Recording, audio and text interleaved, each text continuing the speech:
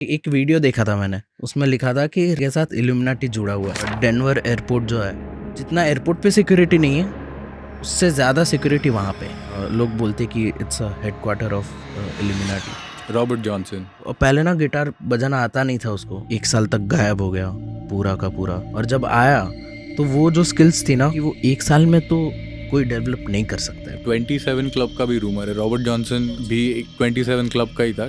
27 club में जितने भी म्यूजिशियंस रहे जो हद से ज़्यादा पॉपुलर हुए, उनके careers not more than 10 years के थे, और वो सब 27 की उम्र में चल रहे थे। बियॉन्से बोलते, ड्रेक है, अभी नया नया सैम स्मिथ है, वो डीमन को वर्शिप करते हैं बेसिकली। मेनली म्यूजिक ऐसी चीज़ है कि it speaks to your soul. Yeah exactly. अगर तुम काफ़ी अच्छे लिसनर हो तो तुम मेनली ऐसा म्यूज़िक ढूंढोगे जो तुमने पहले कभी नहीं सुना हुआ। आज के ज़माने में लोग क्या करते हैं, एक गाना पसंद आ गया उसी पे अटक जाते हैं।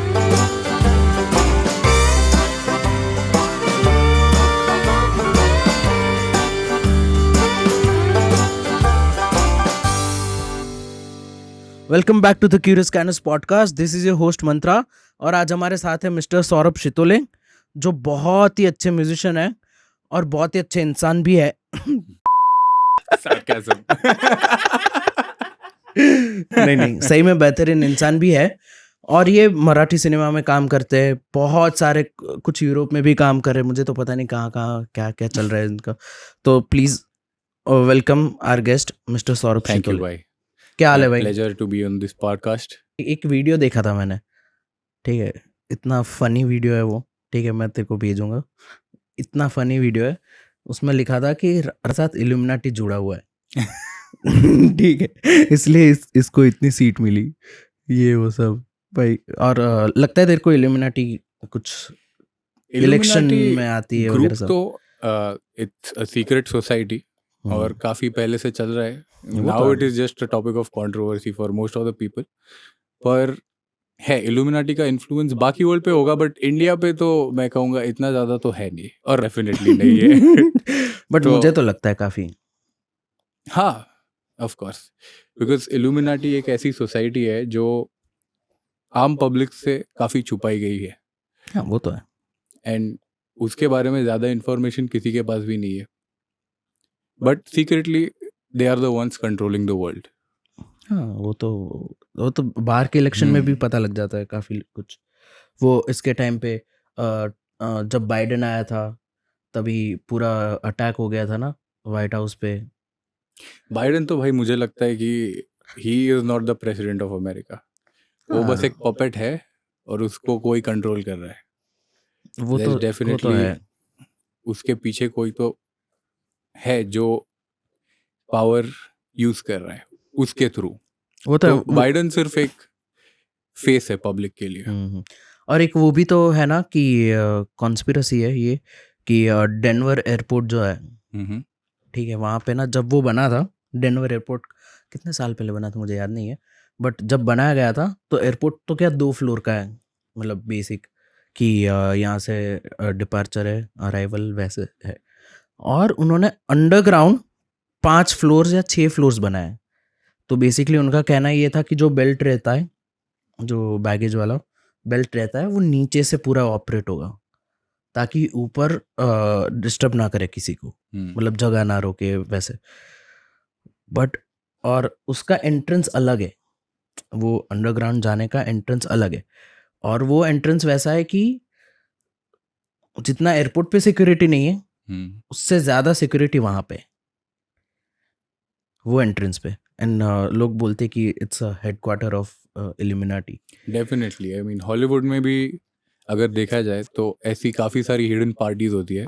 हाँ, जहाँ पर सारे जितने भी फेमस लोग हैं, टॉप लॉयर्स, एक्टर्स, उनकी एक पार्टी टाइप होती है, और हॉलीवुड के पीछे ही उनका एक कमरा है ऐसा बोलते हैं। और ये एयरपोर्ट वाली भी चीज़ है। हाँ। एंड अंडरग्राउंड टनल्स की बात करें तो न्यूयॉर्क में आई गेस एक सिनेगॉग था। Synagogue is basically where Jews worship.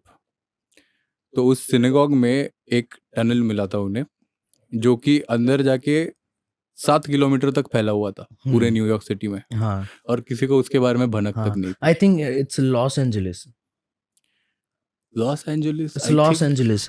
और वो टनल का शेप भी ऐसा लिजर्ड जैसा कुछ है, समथिंग लाइक दैट। वही So, टनल हाँ, के बारे ऑल में बात ओवर कर द रहे तो। वर्ल्ड अंडरग्राउंड सिविलाइजेशंस हो चुके हैं, हम्म और अभी they are just basis for these hidden activities, ऐसा बोल सकते हो। हम्म।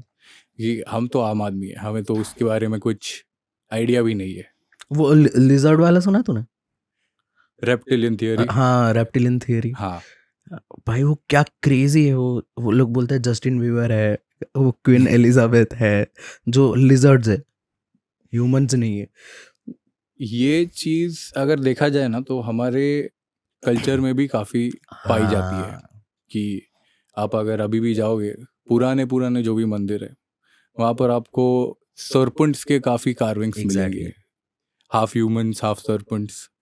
और ऐसा कहते हैं कि जो भी स्पिरिचुअल नॉलेज हमें मिला है, it is through the reptilian species, hmm कि those were the founding people of all the.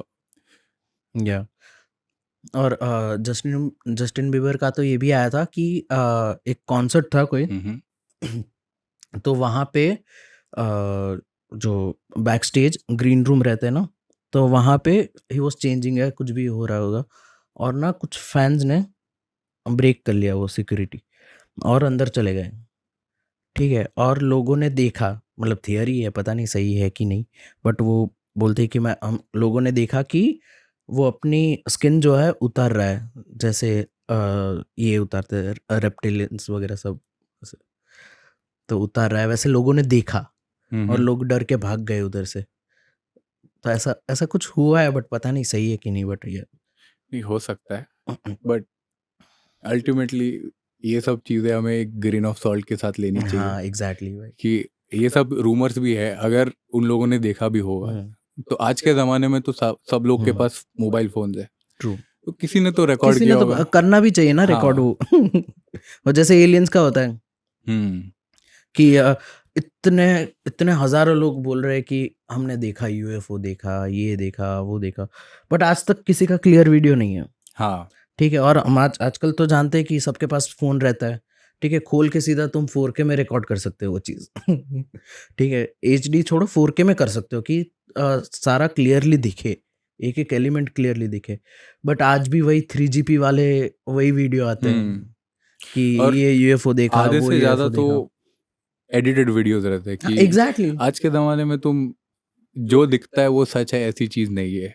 आज तुम और वो भी थर्मल वीडियोस वगैरह सब रहता है। मैंने हम्म, कहा ये सब क्या है, मैंने कहा अगर आया तो किसी को तो पता लगेगा, वो क्यों क्या चुपचाप आके निकल लिया होगा क्या वो। हम्म तो इसी टॉपिक पे हम्म। केटी पेरी की एक ऐसी वीडियो है जहाँ पर वो परफॉर्म कर रही है, और और हाँ, उसकी आंख आंख वाला, ऐसे फ्लिकर हो रही हाँ है, हाँ हाँ हाँ। और वो दिख रहा है कि इट इज नॉट नॉर्मल या for somebody to do that. पर फिर भी एक रेप्टिलियन स्पीशीज जो हम बोलते हैं, तो उसका वो एक प्रूफ माना जा सकता है, क्योंकि वो रिकॉर्डेड है और वो वीडियो किसी भी तरह से एडिटेड नहीं है।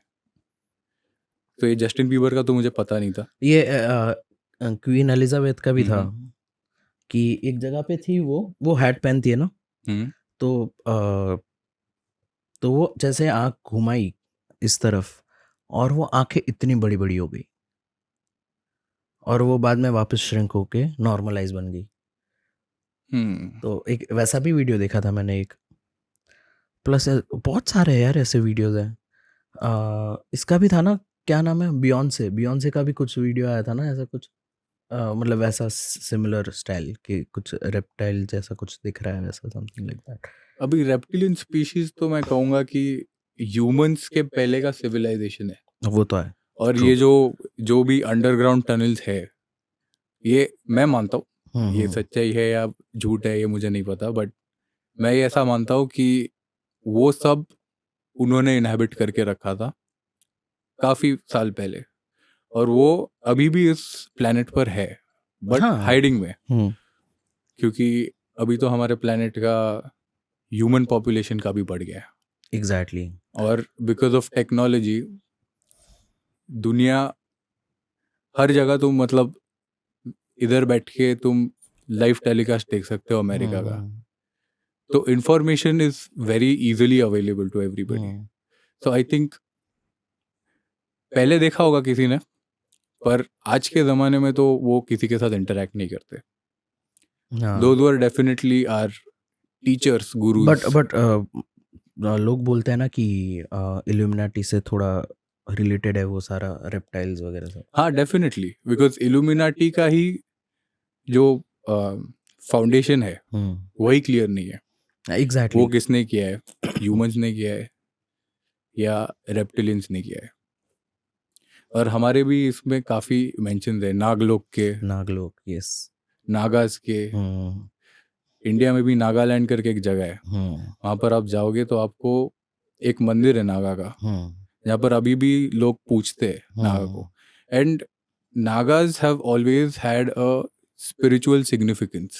ऐसा बोलते हैं अगर तुम स्पिरिचुअली इंक्लाइंड हो, अगर तुम्हें वो प्राप्त हुआ है जो बड़े बड़े ऋषि मुनियों को हुआ है, तो तुम्हारे आसपास रेप्टिलियंस होंगे।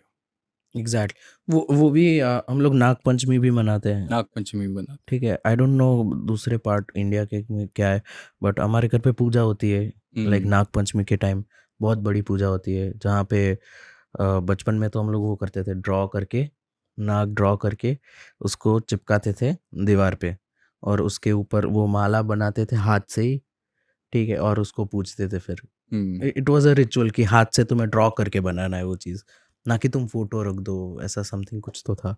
क्योंकि हमारे जितने भी भगवान है, जैसे 3 मेन भगवान है हमारे, उसमें से एक शिवा, उनके तो गले में नाग है, दूसरे विष्णु, वो भी शेषनाग के इसमें ही लेटे हुए हैं, ऐसे बोलते हैं।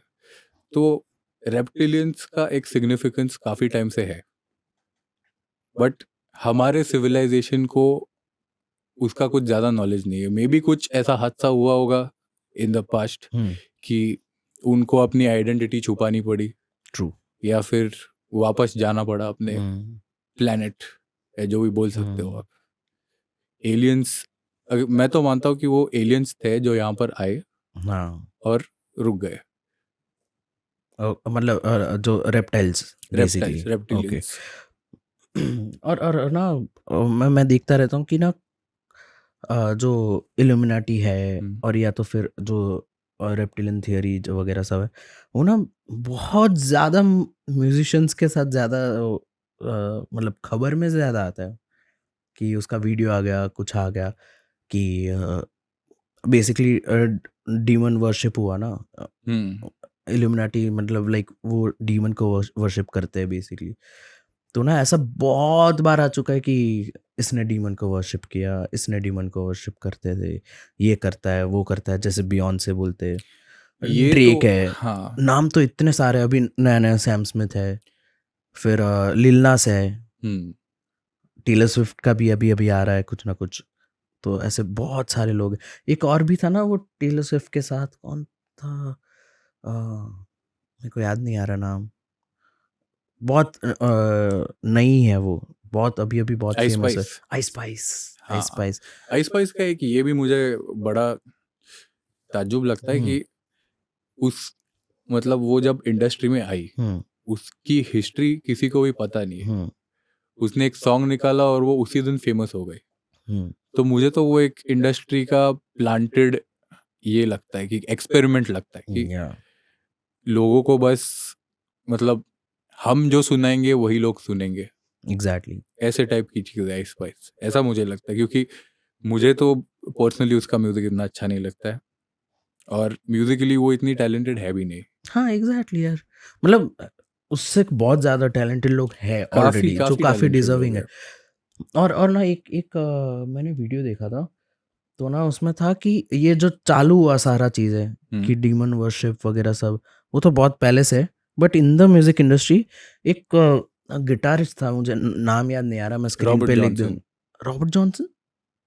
वही ना, जो पहले ना गिटार बजाना आता नहीं था उसको, लेकिन शौक बहुत था कि गिटार बजाऊंगा मैं, क्लब में जाके आई प्ले गिटार, ऐसा। तो वो क्लब में जाता था, लेकिन कोई सुनना नहीं चाहता क्योंकि आता ही नहीं था बजाना गिटार उसको। फिर 1 साल तक गायब हो गया, पूरा का पूरा 1 डेढ़ साल तक। और जब आया तो वो जो स्किल्स थी ना, कि वो 1 साल में तो कोई डेवलप नहीं कर सकता है बेसिक, उसके लिए 10-12 साल तो आराम से लगेंगे, ठीक है। एंड ही स्टार्ट्स लाइक बहुत सारी चीज़ें हुई जो काफ़ी अनयूजुअल थी उसके तो बारे ये में। 27 क्लब का भी रूमर है, रॉबर्ट जॉनसन रॉबर्ट जॉनसन भी ही है ना, मेरे को नाम याद 27 नहीं आ क्लब रहा का है। ही हाँ। था। तो 27 क्लब है क्या बेसिकली?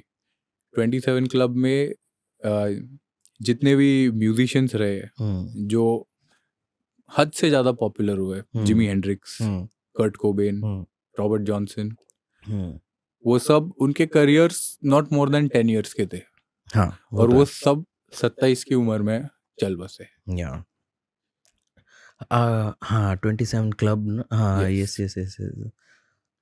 तो वो एक फॉर्म ऑफ डेविल वर्शिप बोल सकते हैं कि आर्टिस्ट जो है वो अपना सोल बेच देते हैं डेविल को, या एग्जैक्टली। और उसके कारण 27 का होने के बाद एक डेविल उनको पूरा प्रोवाइड करता है मटेरियलिस्टिक लाइफ, जो भी या वो मांगते हैं, जितना भी पैसा चाहिए, जितना भी फेम चाहिए, वो सब मटेरियलिस्टिक चीज़ है इस दुनिया में। तो वो सब प्रोवाइड करता है, बट एट द एंड वो आके सब ले भी लेता है। एग्जैक्टली। फिर आपको पता नहीं है कि उसके बाद आप कितने टाइम तक डेविल के स्लेव रहोगे। अपना हनी सिंह का भी आया था ना कि उसका गाना भी आया था सीटन करके, तभी लोग को पता भी नहीं था सीटन क्या होता है, ये क्या होता है, लोग सतन सतन करके घूमते थे, है ना बब्बर? हाँ, सतन सतन करके घूमते थे। बट वो वीडियो देखेगा ना तो इट्स ऑल अबाउट सेटनिज्म। ये चीज उसमें मैं बोलूंगा, वीडियोस में काफी सारी वो दिखाई है, क्या बोलते हैं, रिचुअल्स जो होते हैं, वैसा पूरा रिचुअल टाइप ही पूरा वीडियो बना के रखा है सेटन। ऑफ कोर्स सेटनिक वर्शिप तो होता है। मैं तो हाँ। मानता हूँ कि अमेरिका एक क्रिश्चियन कंट्री क्लेम करती है अपने आप को, पर आज के ज़माने में it is completely a devil worshipping country, because जितने भी फेमस लोग हैं, Hollywood actors and all the top profile people, वो किसी ना किसी तरीके से इन सब से जुड़े हुए डेविल वर्शिप से। और अगर देखा जाए तो कानिये वेस्ट भी, उसने एक पार्टी थ्रो करी थी अपने बर्थडे पे, और उस पार्टी में ऐसी चीज़ें थी कि वो पार्टी गोअर्स को बहुत डिस्गस्टिंग लगा था। जैसे एक अच्छा। नेकेड लड़की को सुला के उसके ऊपर सारे फूड प्लेट्स वगैरह रखे हुए थे, और उससे ही खा रहे थे लोग। तो ये मास्क पार्टीज वगैरह तो हॉलीवुड में काफ़ी कॉमन चीज़ है। अगर सैम स्मिथ की बात करें, सैम स्मिथ, यस। तो उसके पहले के गाने और अभी के गाने अगर आप बहुत फर्क देखोगे, है, बहुत फर्क है। टोटली पर्सनैलिटी चेंज हो गया उसका। यस। पहले काफी लाइकेबल पर्सनैलिटी था उसका, ऐसा जस्टिन बीबर टाइप का ही बोल वो सकते हैं पूरा आप एक सॉन्ग टाइप में। राइटर जोन में था ना, वो पूरा singer song writer song writer zone में। बट उसका जो अनहोली सॉन्ग है, हाँ भाई, उसमें तो डेफिनेटली अभी स्केप्टिक्स ऐसा बोलेंगे कि ये एक सेटन वर्शिप का रिचुअल ही है। एक लाइव परफॉर्मेंस हुआ था, कोई शो था या कोई तो कॉन्सर्ट ही था मे बी। तो उसमें ना पूरा का पूरा उसने क्या किया कि जो गाना था, एक तो है कितने 3-4 मिनट का गाना होगा, कितना ही होगा, उसने वो 5-6 मिनट तक खींचा, और बाद में जो हो रहा है वो literally you can say it's rituals. तुझे नॉर्मल तो बिल्कुल नहीं लगेगा वो।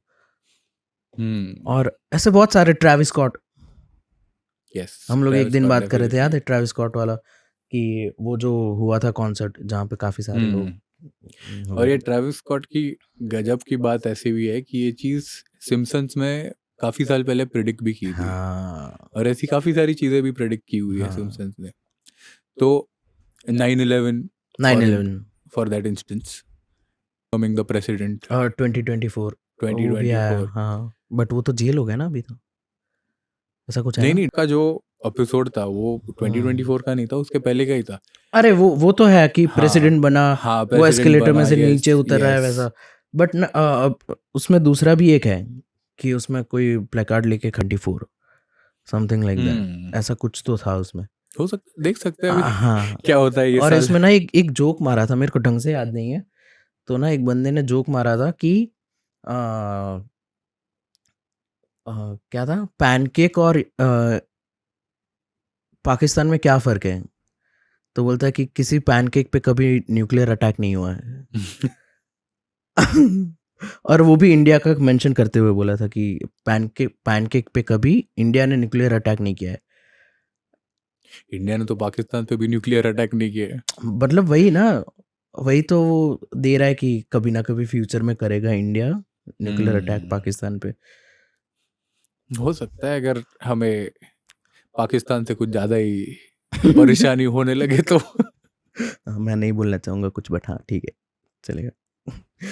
बट या वो लोग ने कैसे इतना प्रिडिक्ट किया होगा? वो बोलते हैं फ्यूचर से आया है या फिर क्या सीन है, और इतना एक्यूरेट प्रेडिक्शंस है सारे, इतने एक्यूरेट। ठीक है, उसमें ये भी था, लेडी गागा वाला कॉन्सर्ट का भी था एक, वो भी प्रेडिक्ट कर लिया था उसने। ऐसी बहुत सारी चीज़ें, और उसको भी इल्यूमिनाटी के साथ जोड़ते रहते हैं लोग बार बार बार बार। बट आई डोंट थिंक उसका कोई लेना देना होगा, बट वैसा हो भी सकता है। तो अभी रिसेंटली मैंने ड्यून 2 देखी। हाँ हाँ, उसमें भी ऐसा ही दिखाया गया है कि एक कल्ट है जो जितने भी इनएविटेबल, अभी वो तो इंटरप्लैनेटरी चीज़ है, या पर जितने भी लिविंग स्पीशीज है उन सबको वो किसी ना किसी तरह से बांध के रखते हैं प्रिडिक्शंस में कि ऐसा एक मसाया आएगा, तुम्हें बचाएगा। और they are also working behind the scenes कि या एग्जैक्टली। ये सब चीज़ें सही में पूरी हो। तो ऐसा भी हो सकता है कि इल्यूमिनाटी ने ये पहले प्लान करके रखा हुआ है और अभी जो हो रहा है वो बस it is just a part of the script.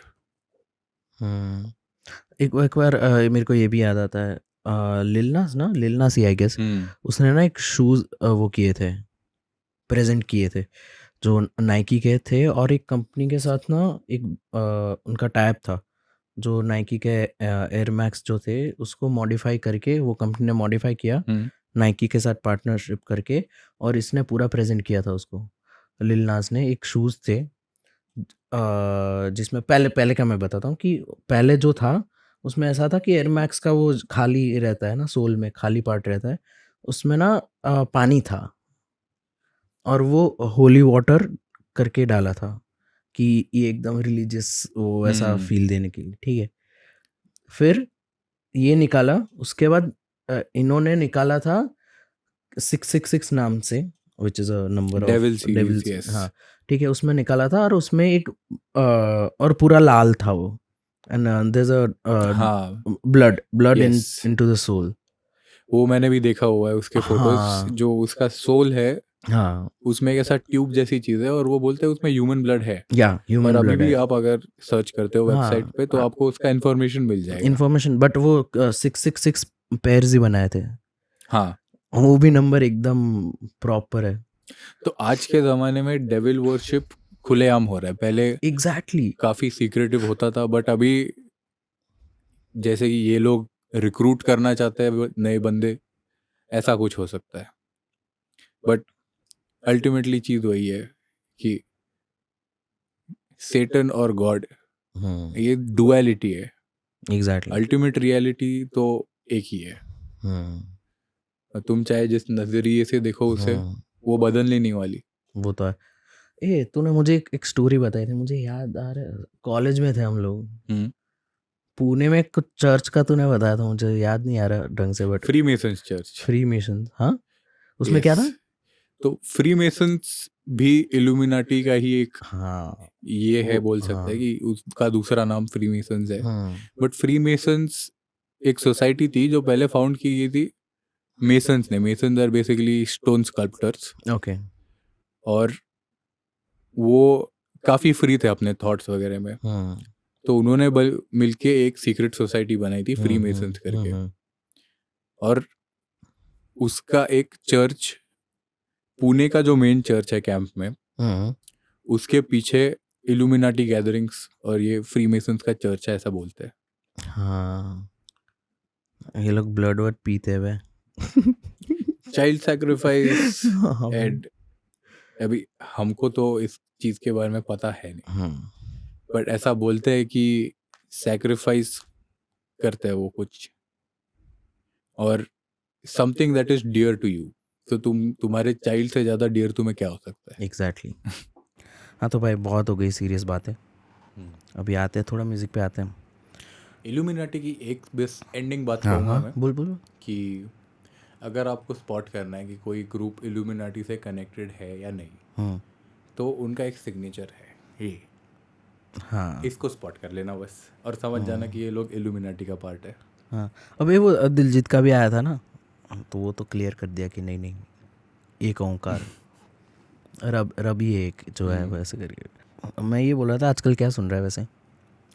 आजकल तो मैं काफ़ी वर्ल्ड म्यूज़िक सुन रहा हूँ, क्योंकि म्यूज़िक एज अ करियर काफ़ी डिमांडिंग चीज़ हो सकती है, क्योंकि म्यूज़िक आम आदमी सुनता है अपने फ्रस्ट्रेशन भुलाने के लिए या फिर टेंशन कम करने के लिए, बट एज म्यूज़िक प्रोफेशनल्स हमें ये सोचना होता है कि हम दूसरों के ये सब जो सुनते हैं म्यूज़िक, उनको क्या पसंद आएगा, क्या चीज़ें Exactly. एक्सपेक्ट करते हो, तो we have to go little beyond our likings. वो तो है। कि अभी जैसे काफ़ी दोस्तों से मैं बात करता हूँ, दोस्त पूछते हैं क्या सुन रहा है भाई, कौन सा जॉनर सुनता है, तो जॉनर ये शब्द काफ़ी पॉपुलर हो गया आजकल। या एग्जैक्टली। जॉनर मैं कहूँगा कि बस एक डिस्क्रिमिनेशन है इन म्यूज़िक, कि तुम ये टाइप का सुनते हो तो तुम वो टाइप का नहीं सुन सकते। जैसे तुम अगर रॉक सुन रहे हो तो तुम्हें पॉप से नेचुरली हेट होगा, एग्जैक्टली कि तुम्हें वो वो वाली बहुत चीज़ है। क्रिंज लगेंगी तुम्हें वो चीज़ें। हाँ हाँ वही म्यूज़िक टाइप से वो डिस्क्रिमिनेशन हो गया वो। तो अगर तुम्हें डिस्क्रिमिनेशन के आगे जाना है तो तुम्हें जॉनर का सोच ड्रॉप करना पड़ेगा। एग्जैक्टली। और मेनली म्यूज़िक ऐसी चीज़ है कि it speaks to your soul. वो अगर तुम काफ़ी अच्छे लिसनर हो, मतलब तुम्हारा कान काफ़ी अच्छा हो गया है, तो तुम मेनली ऐसा म्यूज़िक ढूंढोगे जो तुमने पहले कभी नहीं सुना हुआ। आज के ज़माने में लोग क्या करते हैं, एक गाना पसंद आ गया उसी पे अटक जाते हैं, तो वैसा ही उनको चाहिए होता है वापस। वैसे ही टाइप के गाने। हाँ दूसरा नहीं सुन सकते हाँ, कुछ दूसरा ऐसा। कुछ सुन नहीं सकते। तो एक उसी एक जो बोलते हैं ना, घोड़े को अपन ये लगाते कि ताकि वो सीधा देखे, यस यस आजू बाजू ना देखे, बात तो वैसी सही चीज़ है। हो गई वो। मैं भी आजकल वर्ल्ड म्यूज़िक बहुत सुनता हूँ। मेरे को पता नहीं अभी अभी ना एल्गोरिदम ही काम करता है। YouTube Yes. एल्गोरिदम है, एप्पल म्यूज़िक का एल्गोरिदम है, वही काम कर देता है उसमें। कि मान ले कुछ मैंने ये सुना कि चलो फ्रेंच म्यूज़िक है, तो उसके अराउंड जो भी है उसके थ्रू मेरे को एक ग्रेगोरियन मिल गया, समझ रहे तू? तो उसके थ्रू मुझे कुछ और मिल गया, लैटिन अमेरिकन म्यूज़िक मिल गया उसके थ्रू मुझे कुछ मतलब और ही मिल गया जो लैंग्वेज पता नहीं है, अफ्रीकन क्या लैंग्वेज है उसके थ्रू। बट हाँ मेरे को वो तो है कि फैसिनेशन ज़रूर होता है, फैसिनेशन तो होता ही है कि अगर आप एक चीज़ सुनने लगो ना, कि मतलब आप में इच्छा होनी चाहिए पहली चीज़ कि ना ये मुझे म्यूज़िक अच्छा लगा, ना कि ऐसा यही अच्छा लगा या फिर ये पार्टी अच्छा लगा इसमें या ये पार्टी अच्छा लगा। तुम्हें पूरा म्यूज़िक इन जनरल पसंद आना चाहिए, तो you can explore it much. मेरा तो ऐसा मानना है कि लोगों को इस लिरिक्स के दुनिया से बाहर आना चाहिए। आज के ज़माने में अगर हम गाने सुनते हैं तो हम पहली चीज़ ये देखते हैं कि उसके वर्ड्स कैसे, लिरिक्स कैसे। तो ये तो काफ़ी ऑब्वियस चीज़ हो गई। अगर तुम म्यूज़िक सुन रहे हो तो music is a universal language, तुम्हें वो भाषा समझने की ज़रूरत नहीं है। एग्जैक्टली। तुम एक फॉरेन लैंग्वेज का म्यूज़िक भी उतना ही एंजॉय कर सकते हो, और मे बी इवन बेटर हाँ तुम्हारे लोकल लैंग्वेज के गाने से।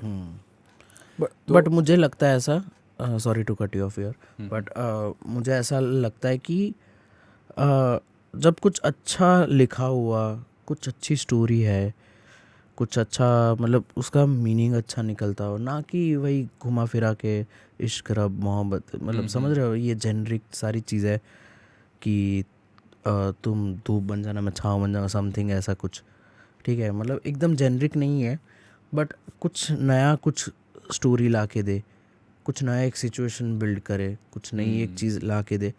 तो मुझे लगता है कि लिरिक्स काफ़ी हेल्प करती है to elevate the music as well. Definitely अभी लिरिक्स और म्यूज़िक का भी एक काफ़ी डीप कनेक्शन है कि तुम एक सैड सॉन्ग को तुम एक हैप्पी ट्यून नहीं दे सकते।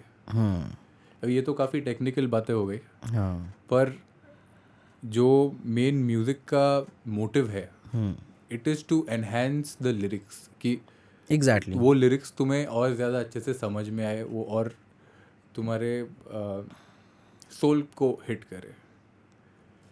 तो मुझे ऐसा लगता है कि अगर आप गाना सुन रहे हो तो उस गाने का मूड कैसा है ये सोचो, क्या एग्जैक्टली। ना कि ठीक है ये बज रहा है, ये मुझे अच्छा लगता है इसलिए मैं सुन रहा हूँ। उस लूप से बाहर निकलो। मुझे ना वो 80s 70s के टाइम पे ज़्यादा मतलब काफ़ी प्रोमिनेंट था ये सारी चीज़ें, मतलब वो दिख जाती थी कि they are making music only, but वो काफ़ी सारी चीज़ें ध्यान में रख के म्यूज़िक बनाते थे। ठीक है, जैसे कि पता है पिंक फ्लॉयड का वो था एटम हार्ट मदर, उसने वो बनाई थी कि एक प्लूटोनियम पावर्ड क्या बोलते हैं वो हार्ट में लगाते हैं जो पंप करता रहता है, वो जो मशीन रहता है जो भी है, उनको नाम याद नहीं आ रहा है, पेस मेकर ना, हाँ, पेस मेकर जो होता है प्लूटोनियम पावर्ड रहता है। तो उसकी हालत पे, क्योंकि plutonium is a radio active material, तो उसकी हालत पे पूरा, हालत सॉरी गलत वर्ड हो जाएगा बट उस सिचुएशन पे उन्होंने पूरा एल्बम बनाया एटम हार्ट मदर, उसमें गाना भी एक एटम हार्ट मदर। तो it's very painful, it's very relaxing, वैसे उनको लग रहा था कि मैं ज़िंदा हूँ, ठीक है, बिकॉज ऑफ दिस। तो वो ग्रेटफुल भी थी और वो पेन भी कर रही, मतलब पेन भी हो रहा था उसको। ये सारी चीज़ें जिस तरीके से म्यूज़िक में डाली है ना, इट्स अमेजिंग। लाइक वो पूरा कितना 20-25 मिनट का गाना है एक, उसमें पूरा चालू होता है एकदम ऑर्केस्ट्रल ब्रास और ये सारी चीज़ से लेके फिर नॉर्मल पिंक फ्लॉयड वाले जोन में आ जाता है विथ गिटार्स। ठीक है, तो मुझे 80s के टाइम पे बहुत लगता था, इवन माइकल जैक्सन के भी गाने काफ़ी सारे ऐसे गाने जो इतनी अनोखी सिचुएशन पे बनाए कि वो वर्ल्ड के सामने कुछ नया उन्होंने रखा कि ये भी एक एंगल है इस चीज़ में। Of course. ठीक है, तो मुझे ये लगता है कि I know you listen to lot of 80s rock 70s rock in general, उस एरा का म्यूज़िक वगैरह।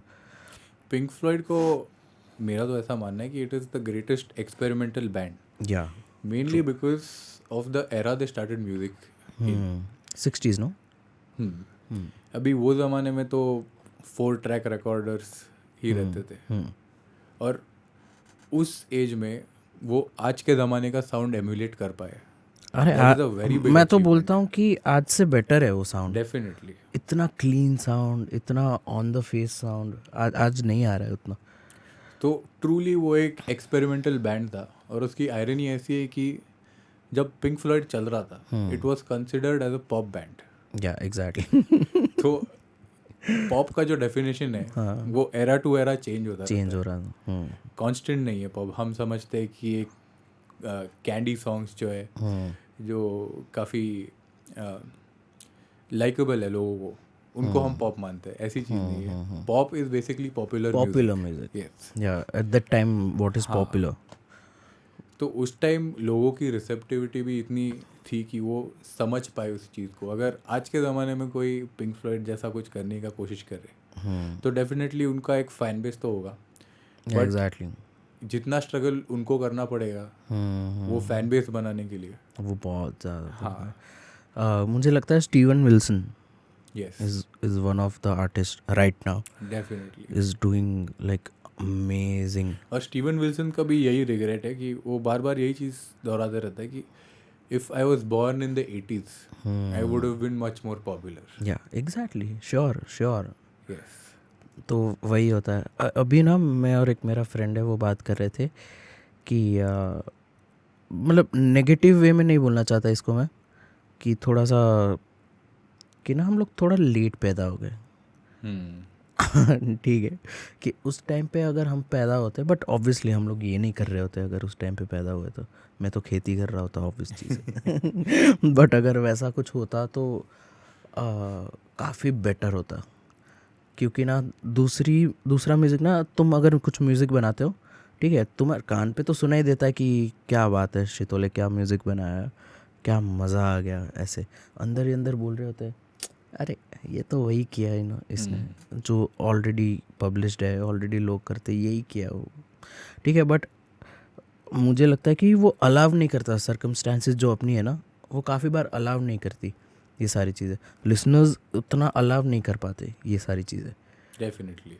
हाँ, तो ना उसको उसमें ब्लेम भी नहीं है लिसनर्स पे, क्योंकि वो लोग होते हैं जो 9 to 6 जॉब करके आते हैं, ठीक है, उनको थोड़ी देर लेट के थोड़ी देर सुनना है ईयरफोन पे म्यूज़िक, ठीक है। अभी उसमें वो कितना ही चूज़ करेगा, क्या ही चूज़ करेगा म्यूज़िक को। बट ये भी एक बात है कि म्यूज़िक का हर एक इंसान के साथ एक काफ़ी पर्सनल कनेक्शन होता है। या एग्जैक्टली। तो अगर आपको ऐसा लग रहा भी होगा कि ये ऐसे ही बस कुछ भी बकचोद गाने सुनता है, ऐसी चीज़ नहीं है। उस गाने का एक रीज़न होता है। जैसे कि हम देखते हैं, आप अगर किसी एक स्पेसिफिक पीरियड में एक गाना सुन रहे हो, तो आगे जाके अगर जब वो गाना सुनते हो आप, तो वो एक नॉस्टैल्जिया की तरह एक्ट करता है। एग्जैक्टली। सो वो जो भी इमोशंस आप अभी फील कर रहे हो वो गाना सुनते हुए, वो कैरी फॉरवर्ड होती है फ्यूचर में। True true. And songs is the best medium to feel nostalgic, I feel. मैं आज भी सुनता हूँ ना 2000s के गाने, जो एक्चुअल में उतना कुछ क्या बोलते हैं, वैल्यू उतनी नहीं करती एक म्यूजिशियन के लिए, बिकॉज बाकी बहुत सारे ऐसे गाने हैं जो काफ़ी पॉपुलर भी है, but still they are like very rich in like musicality and all. लेकिन मुझे जब मैं कहो ना प्यार है का एल्बम सुनता हूँ, या फिर मैं दिल से सुनता हूँ, या कुछ भी ऐसा कुछ, दिल से तो वेरी म्यूज़िकली तो बहुत ऊपर है वो, बट स्टिल वो सारे गाने, गोविंदा के गाने सुनता हूँ, गोविंदा के फिल्म्स के गाने सुनता हूँ, तो ना मुझे बहुत नॉस्टैल्जिया फील होता है, बहुत ज़्यादा वो होता है। जो मैं तेरे से अग्री करूँगा इस चीज़ में, कि ना वो एक म्यूज़िक ही है, उसमें बाद में वो चीज़ नहीं आती कि कैसा म्यूज़िक है, क्या जॉनर है, क्या ये है, बट तुम फील अच्छा करते हो कि ये नॉस्टैल्जिया है। यस। वो एक तुम्हारा मेमोरी जैसा चीज़ होता है। जैसे तुम फोटोज़ खींचते हो बाद में रिविजिट करने के लिए, एग्जैक्टली। वैसे ये साउंड मेमोरी है।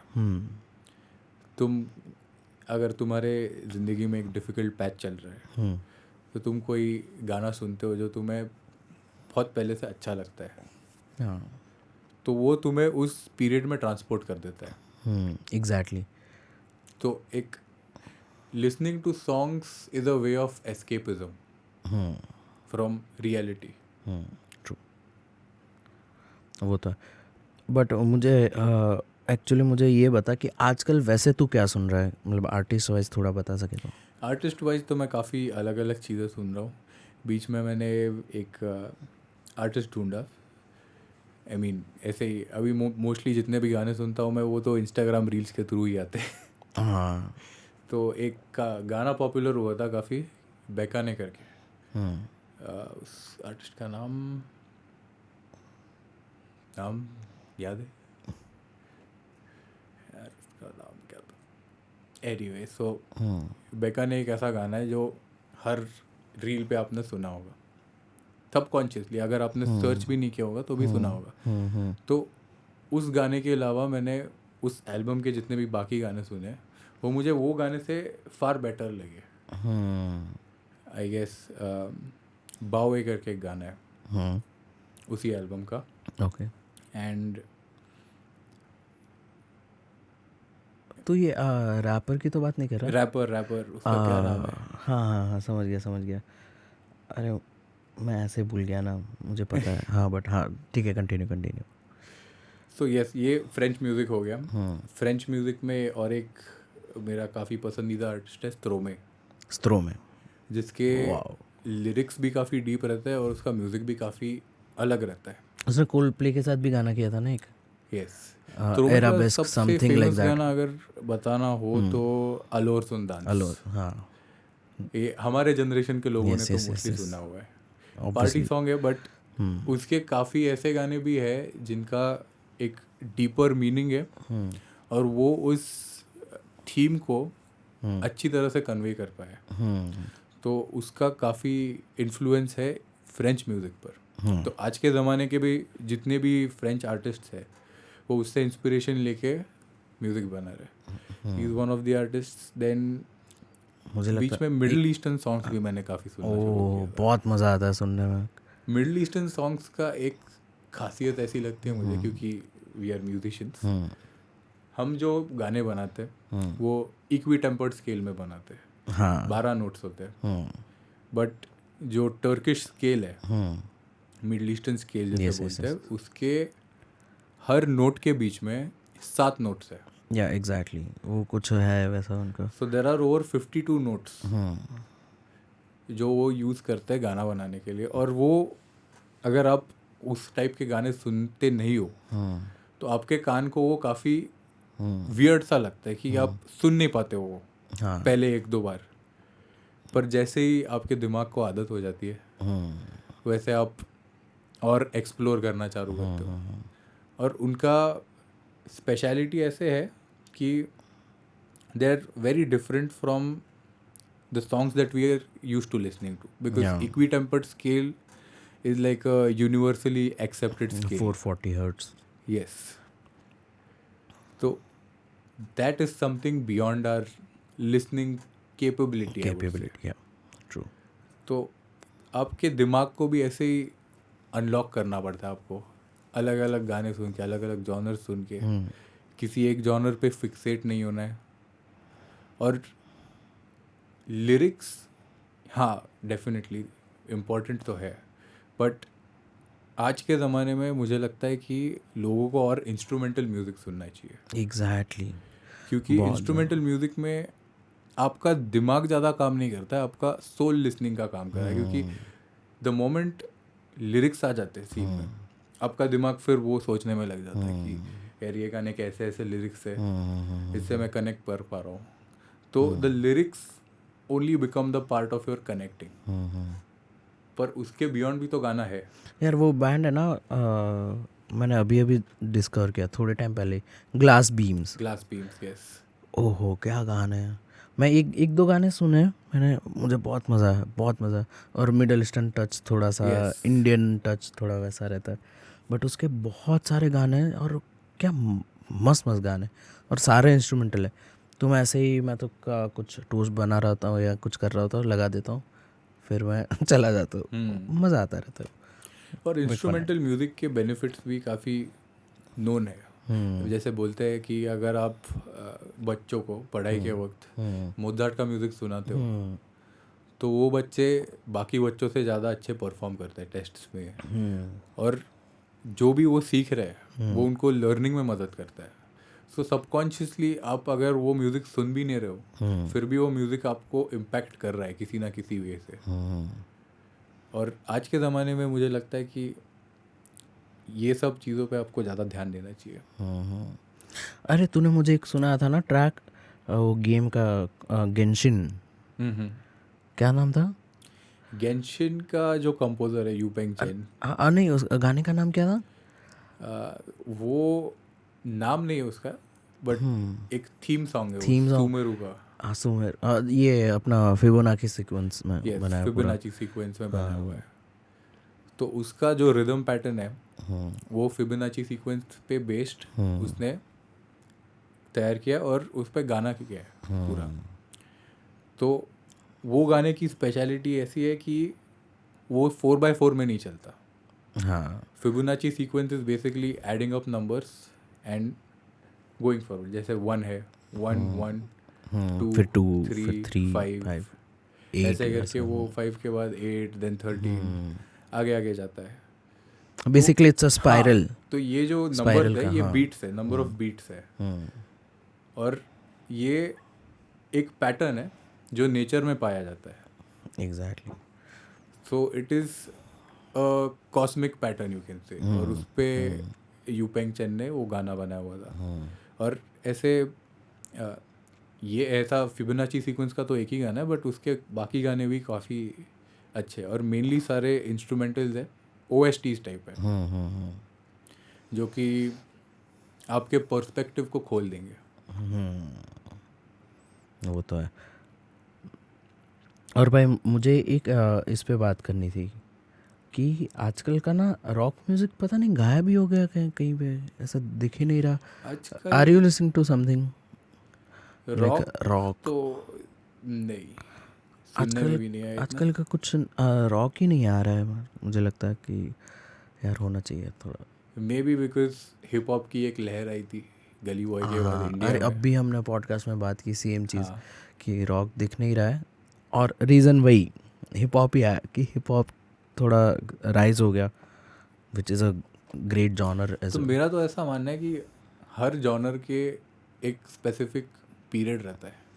जैसे रॉक का गोल्डन एरा था 80s 90s. Rock and role का उसके पहले था 60s 70s. Jimi Hendrix. Yes. Jazz का भी उसी जैज का भी टाइम था. आज के ज़माने में तो काफ़ी रेयर लोग ही होंगे जो जैज सुनते होंगे. But jazz is also a kind of music that I personally feel everybody should listen to. Exactly. क्योंकि जितना कॉम्प्लेक्स जैज म्यूजिक है ना, उतना आज के ज़माने के गाने तो नहीं बन सकते. हाँ, उतने कॉम्प्लेक्सिटी पे. और जैज का मेन चीज़ ये है कि वो रिस्पॉन्स और इस पे काम करता है. Like it's like communicating with two people. तो वो एक कॉन्वर्सेशन की तरह वो ट्रीट करते हैं. म्यूजिकल कॉन्वर्सेशन जिसे हम बोल सकते हैं. तो जैसे हमारे इंडिया में भी वैसा होता था, जुगलबंदी जिसे बोलते हैं. जुगलबंदी. यस. तो वो वहाँ का जुगलबंदी टाइप्स. बट जैज तो वैसे भी आजकल मुंबई में थोड़ा है. जैज अभी भी मुंबई में काफ़ी सारे ऐसे छोटे छोटे प्लेसेस है जहाँ पे जैज़ परफॉर्म करते हैं लोग ऐसे आके. एक याद है हमारे ड्यूड सर का एक था बैंड्रा बेस. अभी है कि नहीं? नहीं, बैंड्रा बेस बंद हो गया ना. तो वैसी काफ़ी सारी जगह है जो छोटी छोटी जहाँ पे जैज़ बजता रहता है. और बॉम्बे में तो बहुत पॉपुलर था जैज़ पहले. एक अलग डिफरेंट जॉनर ही बन गया था called Bombay jazz. Bombay jazz. Yes. ठीक है. काफ़ी पुराने मूवीज में 80s 90s. हाँ. ये कौन सा बॉम्बे वेलवेट. बॉम्बे वेलवेट. और काफ़ी अमिताभ बच्चन के भी मूवीज है जिसमें यूज हुआ है 80s डिस्को के, 80s जैज़ के. उस टाइम पे वो भी होता था ना कि देयर आर क्लब्स और वहाँ पे ना मतलब बेसिकली बार ही मान लो उसको कि बार है और वहाँ पे लोग जाके सिर्फ म्यूज़िक सुनते हैं जैज़. उसमें एक फीमेल सिंगर गा रही होती है ऑल द टाइम. तो ऐसा. और वो बहुत मस्त लगता है मुझे वो चीज़. मतलब इतनी वो एलिगेंट लगती है ना मुझे जैज़ इन जनरल. बहुत एलिगेंट लगता है. प्लस ब्लूज़ मुझे काफ़ी वो लगता है अच्छा. जैसे बीबी किंग को सुनते हैं तो ऐसे ऐसे पता नहीं मज़ा ही आ जाता है. I don't know why. John mayor was a like full on blues artist. But तो जैज़ का ऐसा सीन है कि आपको काफ़ी साल तक उसको प्रैक्टिस करना पड़ता है. उसमें टेक्निकलिटीज़ काफ़ी ज़्यादा है. इसलिए वो इजी टू लिसन नहीं बोल सकते कि आप अगर जैज़ 1 घंटे तक सुन रहे हो तो आप पक जाओगे वो सुन सुन के. बट अगर आपका उतना लिसनिंग कैपेसिटी है तो definitely jazz is a very enjoyable genre as well. होता है. मुझे एक और चीज़ पूछनी थी तेरे से. मराठी फिल्म्स, तूने मराठी फिल्म में काम किया है, ठीक है. मतलब तू खुद महाराष्ट्रियन है. तो तेरे तो खून में ही होगा. बट वैसे भी मतलब तेरे को क्या डिफरेंस क्या लगता है मराठी वाला जो एक पोर्शन आ जाता है?